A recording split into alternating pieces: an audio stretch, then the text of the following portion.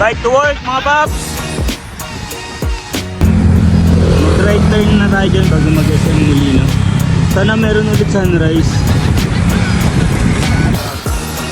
Wala pa siya. Tinanghali ata ng gising yung araw. Hindi mga paps, medyo makulimlim din kasi. Kung mapapansin nyo, medyo basa yung kalsada. Kagabi pa kasi umaambon-ambon.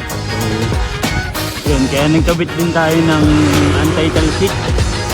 So, sa atin, anti-talsik sa mayayaman, as saver. So, yun. Sa atin, tigo 100 pesos lang, kaya anti-talsik lang. So, kahit paano, makabawas tayo dun sa mga talsik-talsik sa damit natin. Ngayon yung araw, sumisilip na siya. Kaso hindi natin maantayin, baka mali tayo sa trabaho. Nakaka 10 kilometers na tayo, dito na tayo sa Danghali. So itong Danghali, 10 kilometers stretch lang to. So flat lang naman. At ang ganda ng kalsada. Next alabang na.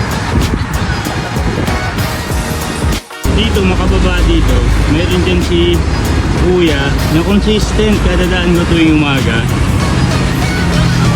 Pwede nakabike, motor o sasakyan. Nandiyan siya lagi. Nakaupo din sa mga blocks ng simento sa gilid. Tingnan natin kung nandiyan pa rin siya ngayon. Kahit umambon-ambon.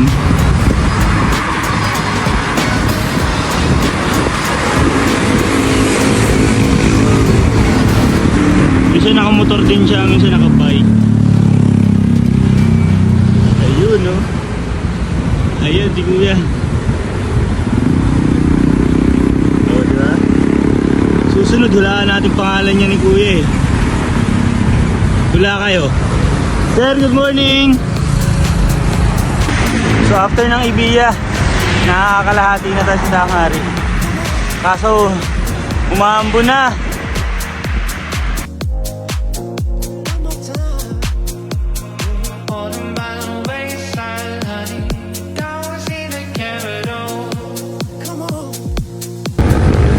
Alabang.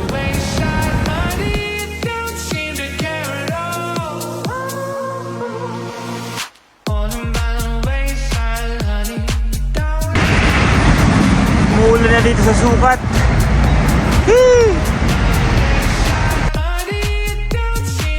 Ayan, minadali na natin dyan. Hindi naman kasi tayo waterproof. Tutan.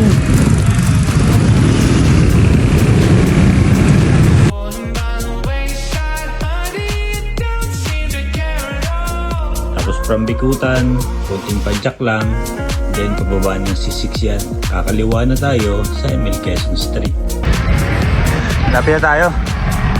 Emil Quezon Street na. Dito na tayo. Tayo late. Oh, kita ba?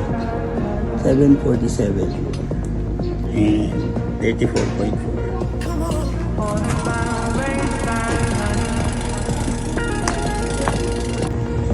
Sayang yung bagong tubig natin mga paps. Hindi man lang natin nabawasan kahit gawin. Pero kung tagay ito, wala sablay ito.